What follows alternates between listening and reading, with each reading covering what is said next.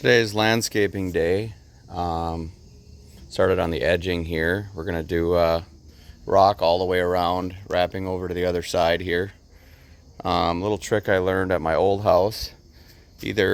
Well, copper pipe's expensive, but if you had a bunch of old copper pipe that was scrap anyway, half-inch copper pipe slides perfectly inside of lawn edging. Otherwise, I actually had some conduit that I tore out of a job that was straight 10-foot sticks on a demo job at work.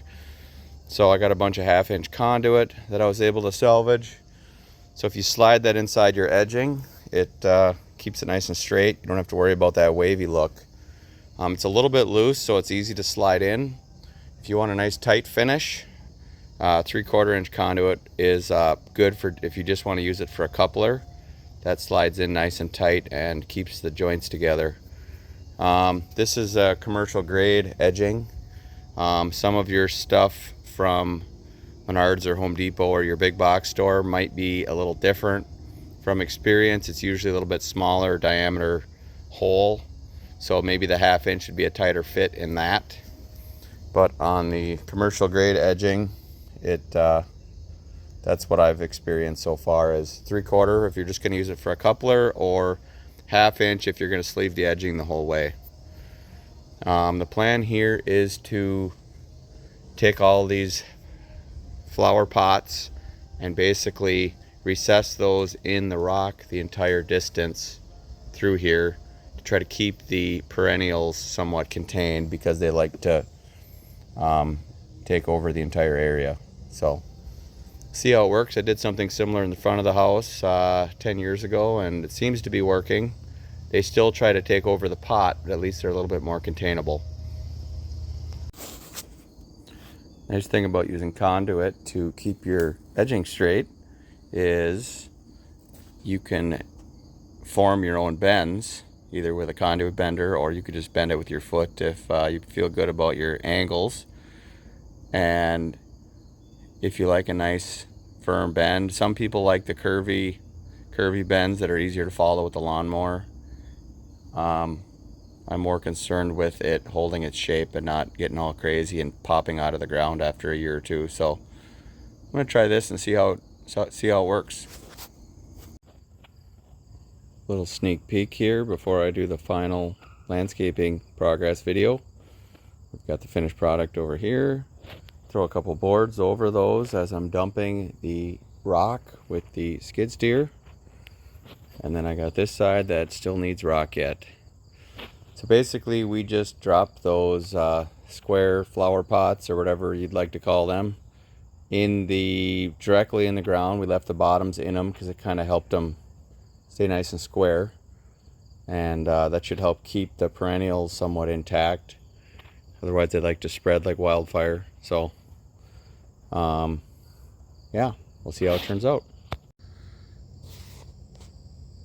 Pretty much got everything wrapped up. We're down to a little bit of paint touch-up. Landscaping is complete.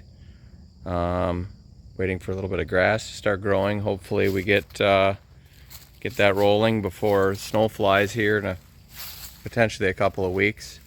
Hoping to at least get a start on the grass, and then it'll take off next year. But everything's seeded, and we basically got it wrapped up just in time for winter. So as shown in some of my other videos, we've got the Decorator brand maintenance-free decking. I believe it's a 50-year warranted product. Obviously you pay for that feature. We looked at some 20 and 30-year products, and we plan on being here for a while, so we didn't really want to replace all this again,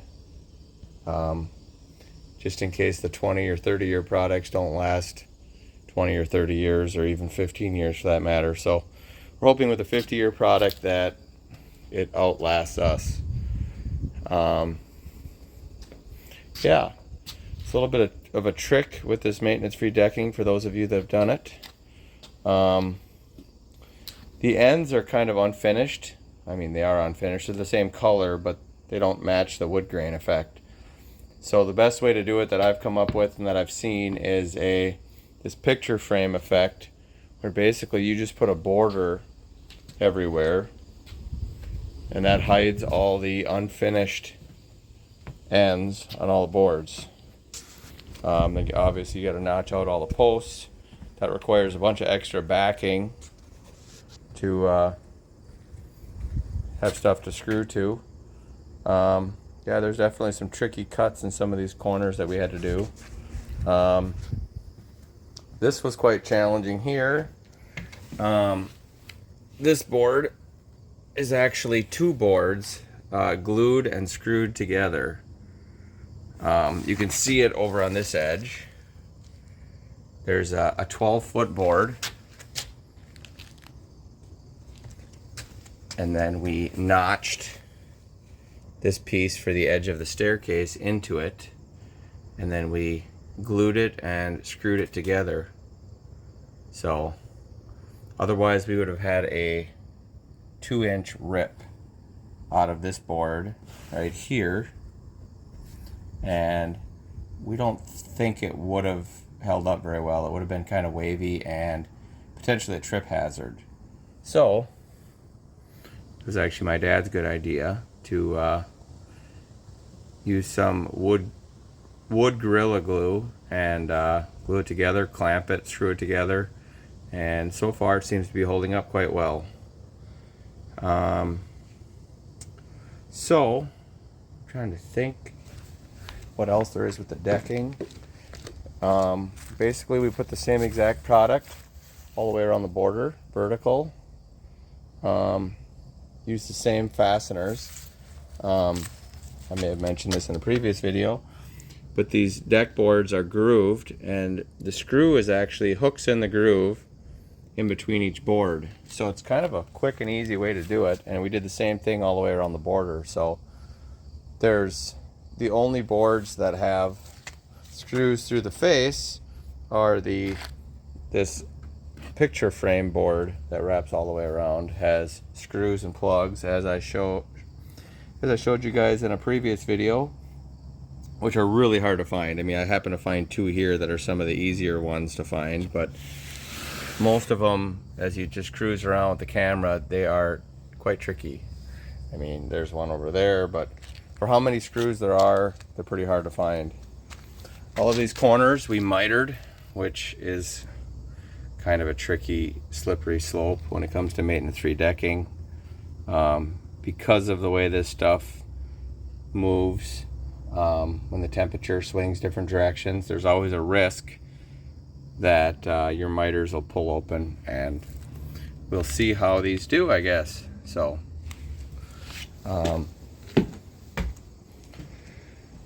next thing we did was all of the beams and the tops of the posts, we wrapped them all with aluminum.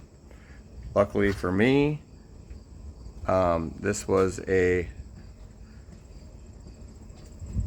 item that my father has done as a carpenter throughout his whole life, so he had the know-how and the precision to do all of the beam wrapping. So it's definitely an art. I feel like I could have done it, but for the price of the aluminum, I'm happy that he was more than willing to bend all of that. The piece around the post is actually a separate little cap, and then we took some white caulking and filled in all the cracks. So I would say it turned out pretty decent. We went with a steel soffit all the way around, just for the low maintenance side of things. As I mentioned in a previous video, the roof is a standing seam metal, like a commercial grade product, super heavy duty. Can't really get a very good angle of it because I gotta walk back a ways to get most of it in the camera angle, and even then it's hard to see. That's shown in some of my other videos that I posted on this.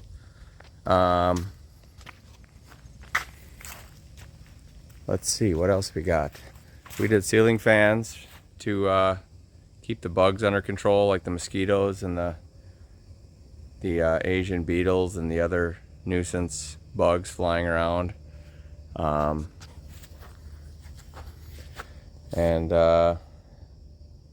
Yeah, it was a lot more work than I think any of us expected around here. My wife, myself, my dad probably knew what to expect because he has a history in carpentry, but basically took most of the weekends through July and August and a lot of weeknights. I spent a lot of my evenings working on this. When you only have a couple hours a night, you don't get a lot done. And we ended up, the ceiling is a shiplap product. It's hardly shiplap, but it's kind of like a rustic barnwood product that you can get at your local big box store. I have a love-hate relationship with this stuff. It looks really good. However, some of it warped really bad and pulled loose off the ceiling after the fact. So I'm not sure how I feel about that. I'm hoping that's not an ongoing thing. I'm hoping that's just we just put this stuff up and some of it's not very dry type of deal. So a lot of it had to be re-nailed or modified and re-nailed. I do have extra just in case I had to replace a few, which I have not done yet, but there's a couple that if they get worse, we'll have to do something about them. But stuff turned out pretty good. I don't remember how much it cost. I want to say it was around $2 a square foot, which I hate to say is cheap these days because a lot of the products out there is way more expensive than that. So I don't want to say $2 a square foot is a good deal, but from what I saw, $2 a square foot is a pretty good deal compared to some of the products. Then next we just took a little trim board along the house all the way around, basically to mate the walls and the ceiling together, because most houses are not perfect, and you won't notice that until you get over there with your ceiling material and you realize that there's a difference from one end to the other. This one was pretty close, but it wasn't perfect. There's some, like any house, there's some imperfections. So for now, we plan on leaving the posts as they are. We might wrap them to match the beam at some point, but with the treated posts, you have to wrap them with either plastic or some sort of Tyvek product. If you wrap them with aluminum, otherwise the chemicals in the treated wood apparently will eat the aluminum and or the screws and the nails and the fasteners. You have to use special fasteners, and you have to wrap it before you wrap it with aluminum. So just a little tidbit. We might paint them, but I think we would do aluminum before painting, but painting would be an easy temporary fix just to put some color on them if they fade really bad. So the landscaping, I'll have a clip of that I will insert in this video. Did all that this weekend. Kind of came together fairly well. Pretty much did it all in one day, one long day. Filled in all these old areas. This used to be concrete back here years ago. And then when I was running all of the solar conduits out to the other buildings, I had to dig it up and cut the concrete out. The first couple times I tunneled under the concrete. That proved to be a royal pain, so I decided to cut it out on the solar project down the road. This window well I replaced last week. Used to be a treated lumber window well. It was terrible. It was caving in and there was sand coming through the cracks, and the cover that was over it was so dim that you basically got no light through it. So this is just your typical big box window well. I don't know how well it'll show with low lighting, but it's just a galvanized horseshoe shape. And then I just did the bottom cover that fits it, basically. So yeah, this is how I posted in the earlier landscaping video. I'd mentioned bending a offset in conduit and then sliding your edging over the top of it. This is what that looks like. Some people might say it's great, some people might disagree. I'm sure there's always going to be haters, but I wanted a crisp offset in my edging. I didn't want this wavy zigzag that will never hold its shape, that'll be all over the place. So this is what I did. It might be a little bit tight to make with the zero turn. I might have to just kind of drive over part of it just to make the corner decent, but I like how defined it is. It turned out decent. As well as using the used 1/2-inch conduit that I salvaged from a job. This thing is about as straight as you're gonna get. It's not absolutely perfect because I didn't couple the conduit together or anything like that. I just slid it inside of there, but it's way straighter than a lot of the variations I've seen over the years. So made the corner just wide enough that it should protect it from all the water runoff off of the roof. Keep the yard from eroding.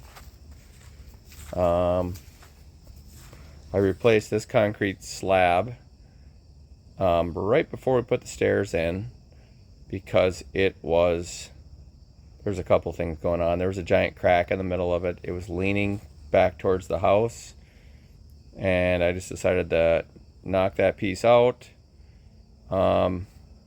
basically level it out. I did a broom finish so there's a little bit of texture so it doesn't get icy. So that worked out all right. Other than that, like on the ends of here, this is going to be really hard to see, but we basically just patched in siding on the ends of here. We basically what it came down to is the house has cedar siding everywhere. Well, apparently true cedar siding is between $4 and $6 I can't remember if it was a square foot or a board foot, which either way is crazy. So we ended up just buying I don't know what kind of wood it was, but the lumberyard said you wouldn't be able to tell the difference. And as I wave my camera around, there's pieces of this, let's call it fake cedar siding in various places. And it's really hard to tell the difference. Obviously on the bottom it is a different product because the spacing was a little bit greater and we didn't want to have a gap on the bottom. We wanted it to go all the way to the floor, so that's why that looks the way it does. It provides a cleaner finish. You don't get all of the dirt and the crap in the crack between the deck and the house, so that's why we ran that board all the way to the bottom. That blue painter's tape you see was just the remnants from painting the corners.